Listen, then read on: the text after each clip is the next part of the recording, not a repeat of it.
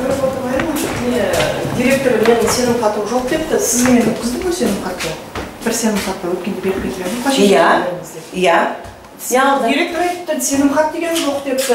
Кім айтты оны? Директор солай ақпар берді. Мен қалай сенім хат жоқ? Міне менде сенім хаттың екеуінде тұр. Мына тұр. Міне көріңіздер, сенім хат тұр мына. Мен өткізген, осы кісіге өткізген. Мына сенім хаты.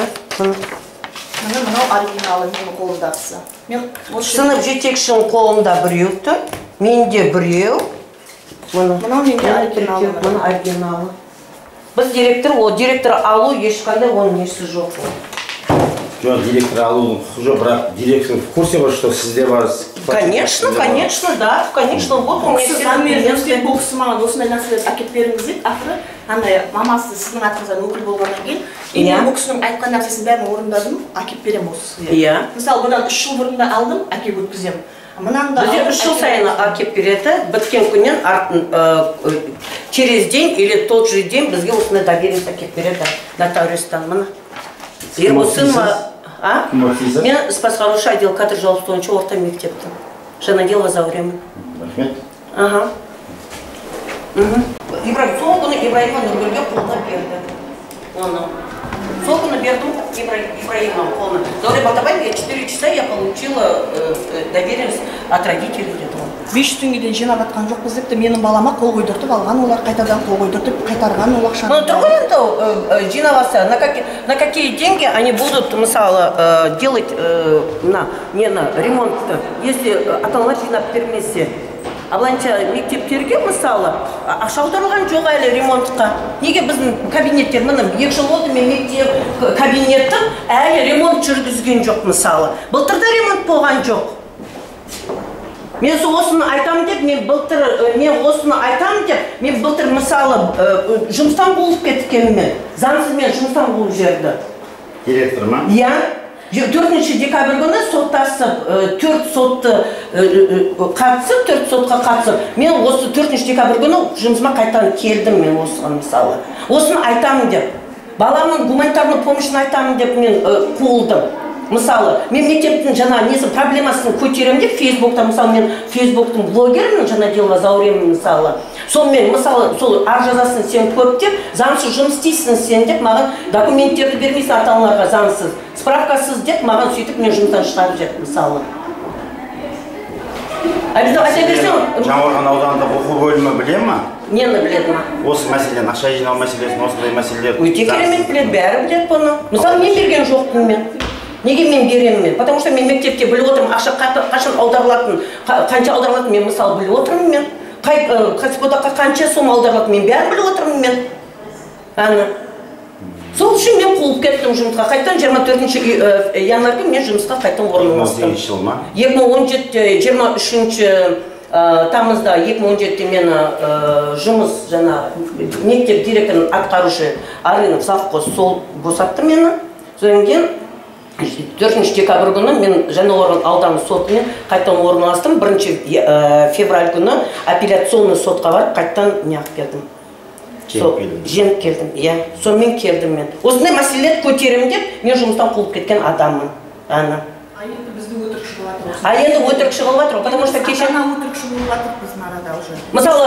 Мысалы, бер қараңыздар, но кабинет ремонт болды, на какие деньги дейсіздер? На какие деньги дейсіздер? На наши деньги. Мысалы, мен кеше сынып жетекшім келді, балам осы жақта 5-ші А сыныпта оқиды, Б сыныпта Жанадел Адел. Сол сынып жетекші келді, мысалы. Сынып жетекші келді. Апай, не істейміз, неге ремонтқа ақша жинаймыз ба деп мысалы да енді. Сырттан бармасаңыздар. Біздің құқығымыз бар. Сырттан бармаңыздар. Мемлекеттік мекеме емес па? Мемлекеттік мекеме. Менің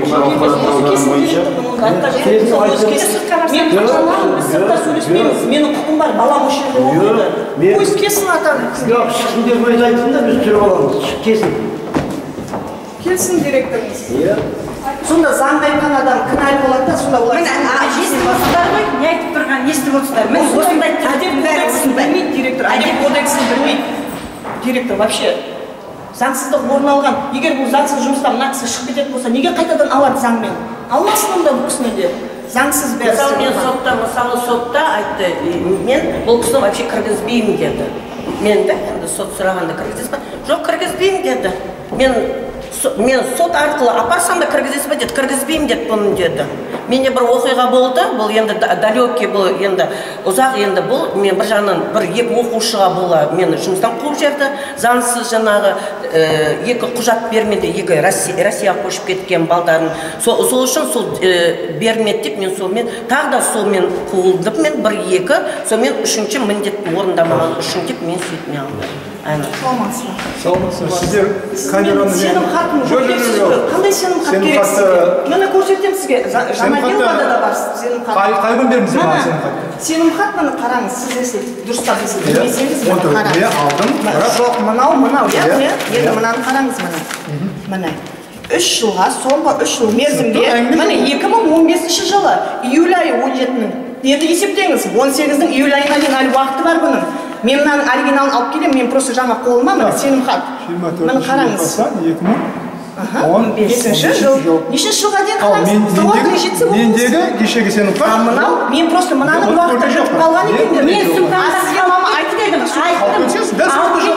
сонда маған сонда сіз қараңыз, бүкіл класс сыныбына жиналыс жасалғанда ата-ана келе ма? Мен қанша қатысып жүрміз? Мен жиналысқа мен ешкімді шақырған жоқпын. Сіз өзіңіз келетін шақырмасыз, жиналыс жасайып шақырған Нұргүлді шақырды. Нұргүл мені шақырды, мен апарған жиналысты мысалы әкелем, сізге барды мама. Сіз мамаға неге дөрекі сөйлейсіз? Маманың давлениесі көтеріліп, мен үйде сен хат болмағаннан кейін, мен кабинеттен мен неге? Сіздіңізға борыш жоқ, мане. Сонда сіз қанша органда істейсіз ба не сонда сіз? Мен органда істемеймін, мен кабинетім. Ол менің жұмыс кабинетім.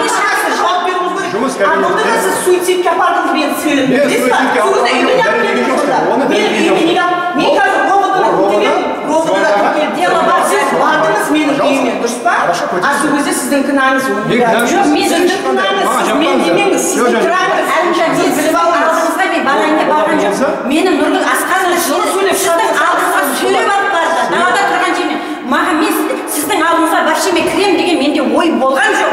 Ана класс жетекші келді да, жүріңіз сіз директордың алдына апарамын деді. Алып барды, сонда 500 туралы әңгіме болды. Сол кезде сіз бардыңыз да маған нағып келіп тұрсыз, сенім хат жоқ. Инспектор қайда? Мен айттым сонда, мен айттым, мен саған айттым. Жауап бермейсіз. Мен айттым, менікі қалып кетті дедім. Дүйшпенден жинаватса, ремонттың бәрі бітіп қойды. Сенім хаты жоқ адаммен сенім хаты жоқ. Ол дәл сонда жоқ. Алып келіп сенім хаты, мен сөйлесем сізбен деңіз. Сол кезде мен қалып кетсіз. Сіз заңды істейсіз ба? Мен қазір Нұргүл Асқарованы шақырайын, пожалуйста. Сосын ол Нұргүл Асқарованың тірлігі мынандай. Балаға мысалы нететін болса, андай-мындай болатын болса. Қол қойдыртып алыпты ақшаны. Қол қойдыртып беріпті. Оны 16-ға толмаған балаға қол қойдыртып алып, оны табиғиде қол қоя берсін онда бала. Ақшаны Науреке ешкім алған жоқ па? Алды. Мен бердім. Соны отпечаток пальцев ол өмірі қалмайды. Мен алдым ба ақшаны? Сіз жинатып отырсыз. Мен жоқ, ондай өйткені чатта жазылып жинаңыздар ақшаны барлық класс жинап қойды деген. 1000 оқушы бар, 400-ден астам ата-ана бар. Жоқ, заңсыз емес. Бірнеше рет хаттамалар бар. Сіз әдеп кодексін біліңіз, білмесеңіз мен сізге айтып беремін ол қағазды. Ақша жинамау жерде қаншама именно жиналысының хаттамалары. Мынаның бәрі ремонт не үшін бітті? Қайда бітті, сіз ақша аудартып алдыңыз ба? Августте аударылатын ақшаны? Немен жетпейді, жасап отырмын Кім спонсор деген әңгіме жоқ burada. Айлықтан мен спонсор жоламаймын, біліп алдыңыз. Оны сізге ақша берді, ешкім айтқан жоқ. Айтқан жоқ. Нағылы мен балаға әкемесен келесі жыл келмейсің нағыласқа. Иә, солай баламға сен айтқандар. Нұргүл Асқаровна айтты. Дәлелдеңіздер, пожалуйста. Беш деген ал оған қол қойдыртып беріп тұрсыздар қайтадан. Наличный қолда сіз үнемі осылай жасайды екенсіз, мен сізді білемін ше. Ақша тарататын кезде ол ат жасату керек. Неге араластырмайсыз? Қай жұмысшымыз ғой? Жұмысшымыз біледі ғой. Вообще қатысы жоқ қой. Қалай қатысы жоқ? Міне сенің хат осы кісіге өткіземін мен. Қатысы бар кісі бұл. Сонда бұл кісі не бұл жерде жұмыс істемей ма? Неғып отыр онда ана кабинетте бұл кісі? Кабинетте отыра берсін. Неғып отырады? Өзінің жұмысын сіз сенім хат жоқ дегеннен кейін мен осы кісіге сенім хатты қай күн бердіңіздер сіздер? Сенім хат мынау алдында. Негізінде сенім хат июльге дейін жарамды. Осы июльдің 2018 жылға дейін жарамды бұл негізінде. Жарамды шынап айттым, Әлімжан, мен сенім келу керек, мен қазақпын, сен де қазақсың. Басқа уақытта жиналыс болған кезде, например, заң болған, келетін болса, басқа уақытта жиналыс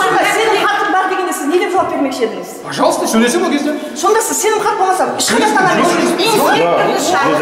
Бұл кісінің қолында сенімхат жоқ. Директордың алдына бергенде сенімхат жоқ. Алайда біз жаңағыдай көргенде осы мектептің маманның кабинетіне кіріп, журналда ол сенімхат тұр, көшірмес. Және бұл кісінің айтуы бойынша бір сенімхаттың бір көшірмесін бұл кісі айтады, класс сынып жетекшісіне берген. Ал мектепте тұрғаннан кейін, мемлекеттік осы құжаттардың ішінде папкада тұрғаннан кейін, осы сенімхатты не үшін сұрайды, біз соны түсінбей жатырмыз. Мына жерде тұр екен, жаңа біз көрдік, түсіріп алдық. Хатты алып келу керек қой маған алып. Мектепте тұр екен, бар ма, жоқ, сіздерге міндетті. Мың баланы қалай жақтап аласыз, кімнің сенімхатын? Сіз шақырыңыз орготделді, сенімхатың бар ма деп. Сұрады мен білім керек. Қалай сіз бар, шақырмағансыз ғой сіз. Осы ата-ана келген кезде сіз шақырып сенімхат сұрады ма? Жоқ, сұраған жоқ. Бұл кісі мен мен шын айтайық, бұл мен жұмысқа тұрғалы, бұл кісі менен ешқандай жұмыс сұрамайды.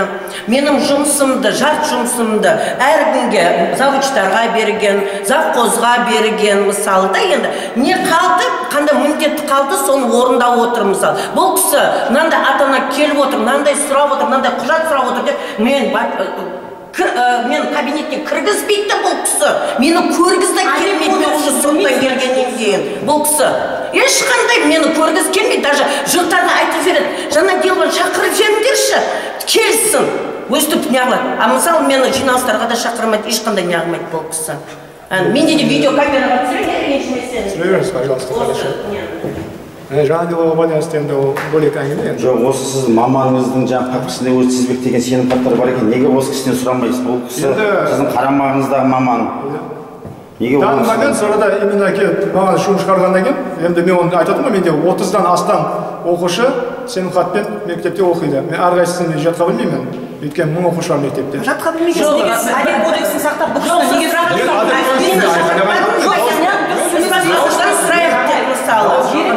неге сөйлеспейсің анаммен. Давлениені көтерді, магнезияны үйден салдым. Сіздің бір ауыз сөзіңіз үшін емес па? А сіз былтырда суицидке бір ауыз сөзіңіз үшін барғансыз. Былтыр тағы да Өтебаева Құлқынайды жіберген. Үйге жіберді. Институтқа баратын болса, оқытуға қатысады, оқытуға жаңа колледжге баратын болса, қатыспайды деп маған хат жаздырып алған. Класс жетекші жазып кетті. Соның өзінде мен жіберген жоқпын. Ол шырылдап тұр, мені жіберген директор дейді. Сонда директор сонда бұл жерде не үшін директор? Мен айтқан нәрсесін мойындамаса, айтқан ісін істегенді мойындамаса, не үшін директор? Міне қағаз сізге дәлел, сіз енді көрсеңіз, мына кісіні шақырыңыз сіз. Жаңа Делванға мына кісі бар ма хаты деп. А сіз ит сияқты шығарып жүрмеңіз менің анамды. Менің анам өмір бітірген осы жерде болады. Мен ата-ана болсам да. Сенімхатты мен сұрадым. Келген кезде енді бұл сенімхатты толық Карим апай, ол ұмтылған емес, ол сынып жетекшіден сұрау керек еді. Ол сынып жетекші, мысалы сіздерде 2018 жыл шілде айына дейін қой, болды, ол автоматически, заң бойынша автоматически, мына сенімхаты бар, апайтын деп өзі, кім, Ибраимова Нұргүл, автоматически директорға өзі көрсету керек. Ол үндемей, отырды төмен қарап. Аны келді, Ибраимова келді ғой, енді айттыңыз енді Ибраимова. Сынып жетекші Ибраимова Нұргүл. 5 теңгеден жинатты, 5 теңгеден қайтарып берді балама и қол қойдыртып алды. Рас қой? Ана рас. Какой имеет право қол қойдыртуға? Өздері жинаған жоқ, сіз чатқа жаздыңыз. 500 теңгеден ремонтқа дедіңіз. И сосын Юлия жазды. Қашан береміз уже? Берейді деп. Барлық деген Юлияның сөзі. Юлияның сөзі. Сіздер әбден мойындамаудың жолына кеткенсіздер. Юлия деген ата-ана Хигай Ибраимова Нұргүлдің жаңағы Хигай Константин мамасы. Ата-анаға қол қойдыртып шықты. Динара деген акушерка қыз бар, ол да айтты, Майра Нұргүл сөйтіп Юлияға поправить етіпті. Динара айтты, маған келді, қол қойдырып кетті деді. Майрада беріп болады ғой десек, жоқ маған класс жетекші олай тапсырма берді деп. Ол кісі бәрі ата-анадан қол қойдыртып жүр екен. Что біз ақшаны берген жоқпыз деп айтайық деп. Ал ол кісі былтыр 5000 берді, биыл 2000 берді. Негізі 2018 шілде айына дейін екен. Сол қайтан соны обновление жасап беріпті. Обновление жасады. Сондай, үш жылдан бері бұл кісіні қалай сіз классыңызға кіргізіп жүрсіз? Сенімхаты болмаса. Сіз маған звондадыңыз, мен айттым, мамаға 3 жылға сенімхат. Менен басқа да кейбір шалдар бар. Соның үшін аяғасын естен танап алмаңыздар. Міне менде заң сөйлейді. Енді кеше директорға келген кезде. Нұргүл кейбір шалдар. Енді 3 жыл бұрын беріп қойғаннан кейін мен сіздердің өздеріңізден тұрады. Сіз 3 жыл бұрын бұларға класс-жетекші болдыңыз ба? Нұргүл сенде бар. Сенде бар Нұргүл. Осы 2 жыл бұрын Нұргүл 2 жыл бұрын маған Майра берген. Мен сен қолға ұстатқанмын. Потому что оно у меня сейчас доверить, у меня 2 штуки. У меня там лежат. У тебя есть. Ибраимова кеше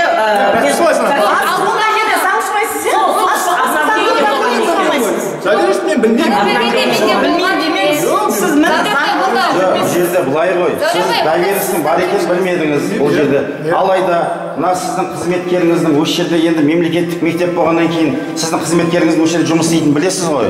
Бұның негізгі жұмысы сондай-ақ басқа да сізде көптеген ата-аналар бар, мың шақты ата-аналар бар. Мың шақты ата-аналардың ішінде мысалы 500-ге жуығы жаңағыдай нотариус арқылы доверенность алып келеді. Соны әкелген кезде осы кісінің соны тізбектеп жинайтынын білесіз ғой? Білмейсіз ба? Мен соны жетекші енді осы ата-ана сізге келген кезде сенім хаты қолында болмағаннан кейін осы кісіні сіз шақырып алдыңызға папканы ашып сенім хаты бар ма жоқ па деп сұрадыңыз ба? Жоқ, мен одан сұраған жоқпын. Жұмыс жасауға кедергі жасады ата-ана. Қолында сенім хат жоқ. Дұрыс, бұл кісінің қолында сенім хат жоқ. Неге осы мамаңызды шақырып, папкада егер сенім хат жоқ болса, кешіріңіз сөйлеспеймін, ал сенім хат бар жоғын неге осы жерде көріп, мектеп әкімшіліксіздер ғой. Неге сол кезде сұрамайсыз? Мен жауап берейін класс-жетекші ретінде. Себебі папканың ішінде сенім хат жоқ. Ол папканы біз өткен жыл Заура апайдың требованиесі бойынша ішіндегі артық нәрсені бәрін алып тастаңыздар деді. Ата-ананың жаңағы ксрк-ін, тұратын үй туралы справка береді ғой, соның бәрін алып тастаңыз деді. Алып тастадық. Ішінде тұрған оқушылардың кімде доверенность бар? Мен ксрк-ді өзімде арнайы папкада тұр. Оның ішінде Тәңірберген Бадәулеттің болған жоқ. Болса мен алып неге оны ксрк етпеймін? Мен барлығын документін алқастардың жетіндір қойғасындар. Енді бұл жерде түсініксіз жай. Жоқ, бұл жерде түсініксіз жай. Қазірде біз түсініп жатқан жай, бұл кісінің өзінің папкасында сенім хат жоқ. Ол жеке оқушылардың несінде папкасында ол сенім хат болған жоқ. Жеке оқушылардың папкасында дұрыс. Енді біздің түсінбейтін жай. Сізде ол доверенность, мен сендерге доверенность. Бізде оқушылардың құжаттың ішінде тұрмайды, Нұргүл. Тұрмайды. Ол сендерде бөлек регистрде тұрады. Мен сендерге айттым. Бөлек тұрады. Оған дейін ішінде тұрды. Ішінде тұрды. Әркімдікінің сіз 500 теңгені алғанды бергенді мойындамай отырсыз, өйтіп сөйлемеңіз. Қазіргі уақытта бір ғана оқушының доверенностьтің уақыты бітті. Мен бір айтайыншы, мені бұл Нұргүл Асқаровна неге мені директордың алдына алып барды? Соны шешші маған. Не үшін сүйреп аласың сонда мені? Сізді сүйреп апарған жоқ. Апардың ғой, жүр дедім ғой. Сіз бір күн бұрын звондағанда айттыңыз, мен ертең директорыңызге кіремін дедіңіз. Өлә, мына судай өтірші екен, мен мына өтірші сөйлесе алмаймын. Мына судай өтірші екен. Құдая бір қызың бар екен сенің. Бірақ бір қызыңнан көресің. Жоқ, бұл жерде біздің түсінбей жатқан жай мынау болып тұр. Бұл кісінің папкасында жаңағыда айтқандай оқушылардың құжаттарының ішінде сенім хат жоқ қой. Енді дұрыс, енді жоқ, сіз жоқ болғаннан кейін, енді барлықтарыңыз бұл анау Жаңақорған аудандық білім бөліміне қарасты мемлекеттік мекеме болғаннан кейін сіздің жаңа қызметкеріңіз есіміңіз кім еді? Жанадилова Заурен. Жанадилова Заурен кабинетіне осы сияқты сенім хаттарды бір папкада жинайды екен. Сол жерде неге салыстырып көрмедіңіз өзіңіздің неңізбен бар ма жоқ па деп? Оны біз жеке өткен жылдан бастап жинаймыз. Өткен жылы бұл кісіге мен жеке алып негізінде оның ішінде Тәңірбергендігі болған ата-аналар кім жаңағы кім еді? Майра мен Карима апа еш уақытта заңсыз жүрмейді. Мысалы, бұл кісілер 3 жыл сайын маған доверенность әкеп береді, Нұргүл. Они с первого класса, они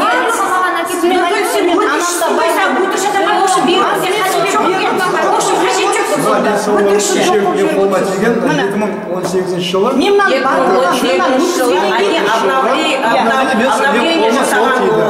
сол тиді ме? Алдындағысын мен білмеймін. Жоқсыз, алдындағысын білмесеңіз, сіз сұрамайсыз, значит, сіз қарым-қатынаста жоқсыздар. Мен жұмыс істемейді, еш уақытта. Мен қалай 25 январь күні мен жұмысқа тұрдым, менен ешқандай құжат сұрамайды. Маған адам жібереді. Жанадиловаға барыңдар, ананы әкеп беріңдер. Жанадилова ана кітапша керек, мынаны әкеп беріңдер. Любой затты секретарды жібереді, басқа мұғалімдер жібереді. Жақсы жұмыс істейтін болсаңыз, неге онда екінші табелінсті маған өзіңіз әкеліп бермедіңіз? Мен саған 2 жыл бұрын бергем. Жоқ,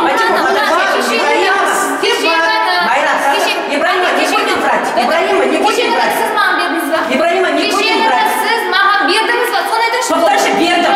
Сіз берген жоқ. Мен саған Ерболдан беріп жібердім. Неге Ерболдан беріп жібердіңіз? Мен Ерболдан беріп жібердім. Как раз сен таба алмадың, мен саған Ербол деген неге. Сен басқа әңгімеге бұрма сен. Сен алмағанды айт. Сен басқа әңгімеге бұрма, Нұргүл. Сен кеше сотта мен қандай қылдың? Ты еще врешь стоишь, да? Да? Вы какие? Сендер мені қандай қылдыңдар? Август, сентябрь, октябрь, ноябрь, декабрь. Бесай, мен қандай қылдыңдар? Вот вы на это идете? Не это идете? Ертесіне алдым мен сенің хатты. Осы сенің хат менің қолымдағы. 14 мамыр.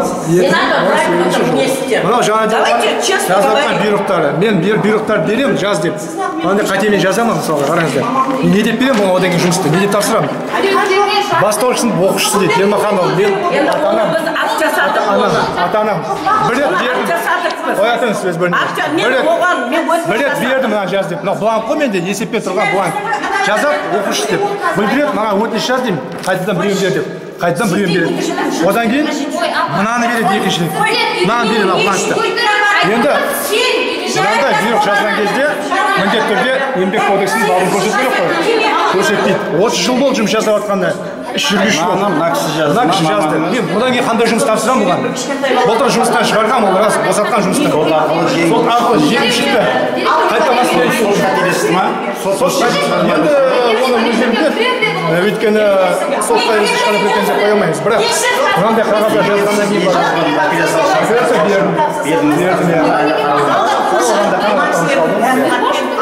бірақ мынандай жұмысты мен тапсырдым. Еңбек кодексі кезінде 30 жыл жұмыс жасап мектепте. 30 жыл жүргізуші. Сонда қалай не істеймін? Өзім жазып қойғаннан бері? Жоқ, 30 жылдан бері істеп келесі екінші сөгіс берді.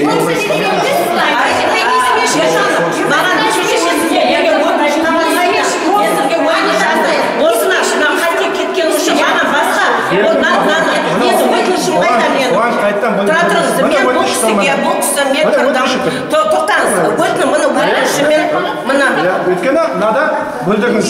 Мен бүлдіргенде өз бұл кісімен шақырды. Тұра тұрыңызшы. Бұл кісі мен енді сөйлетпеймін ешқайда. Ешқайда сөйлетпеймін мен сізді енді. Болды. Мен қалып шықпай көз болды. Нет, короче, я айтайын. Вы в кабинете все сойдите, пожалуйста. Зачем вы здесь стоите и снимаете? Сосын мешайтесь в кабинет.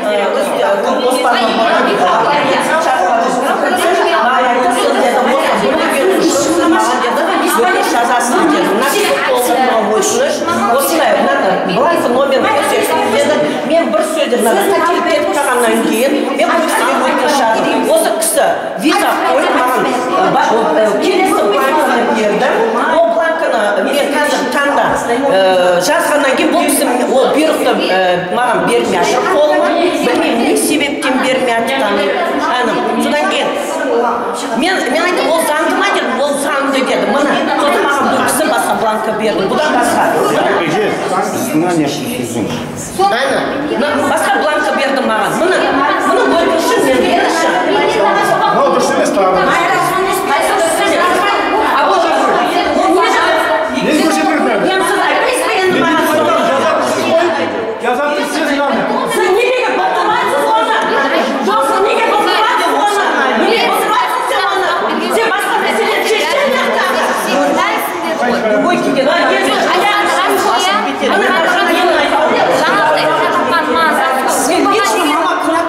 Сіз өйткен енді анықтан жетекші емес. Осы именно, ода неге маған айтқандай болды? Ода неге маған айтқандай болды? Просто сен ашқылай шерін айтып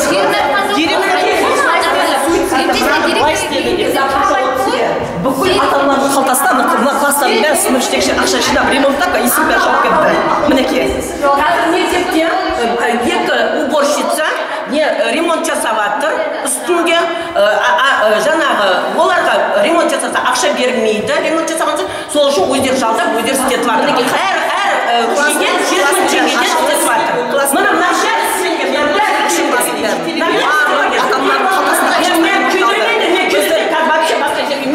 мен біздің бюджеттен мектептің ремонтына ақша бөлінбейді. Ол мүмкін емес. Басқа мектептерді көріңізші.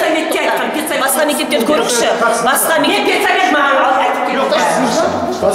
Басқа мектептерде бір ақша ата-аналардан қалталарынан алынбайды. Басқа мектептерде үкіметтің ақшасына ақша бөлініп, класстың барлығы ремонтталады. Мұғалімдерді ремонтқа кірістірмейді. А біздің мұғалімдер мінекей әлі кейбір класстар болған жоқ. Парталар мінекей коридорда тұр. Мектептің завхозы қазір 30-ге ертең ремонтқа келеді. Ақша августта бөлінеді. А бүгін енді 40 сыныптың барлығы ата-аналардың қалтасына ақшамен ремонтталып жауып тұр. Қазір заманда ата-ана спонсор бола бермейді. Қазір деген заман жақсы. Үкімет деген ақшаның бәрін беріп жатыр, бөліп жатыр. Назарбаев деген бәрін беріп жатыр. Мінекей. А біздің директор уже 2-ші жылға кетіп бара жатыр. Всегда айтады, мектепке ремонт бөлінбейді, давайте өздерің ремонттаңдар дейді. Мінекей. Мінекей сынып жетекшілері может айтпайтын да шығар, но мен мектеп директорының тәрбиесі жөніндегі орынбасарымын, осы мен ашық заявляю.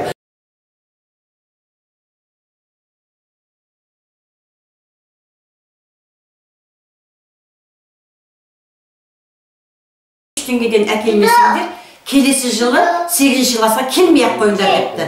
Енді айтайын дегенім, жаңағы 500 теңгеден бұл жерде мектепте үнемі жиналады. На какие деньги они будут, мысалы, делать ремонт? Мемлекеттік мекеме емес па?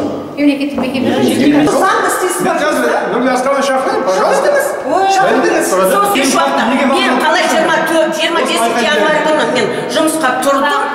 Мен бұны бәле-желе жауып тұрған жоқпын. Сіздер келіп тұрғаннан кейін мынаны маған анықтап беріңіздер. Мен осыны анықтағым келіп тұр, күмәнданам. Шынымен математика пәнінің мұғалімі болса, пожалуйста, істей берсін. А бірақ мынандай липовый справкамен математиканы деген берген мұғалім, ол деген ана балалардың келешек өміріне мүмкін емес. Көрші жаңағы кәсіпкер өзі жеке несімен демеушілік ретінде келсе, ол жерде жаңағы спонсорлықты біз бәріміз жинап берейік деген мәселе бұл жерде ақша жинауға келіп тірейді. Бұның жаңағы авторы, жаңағы төрағасы, жаңағы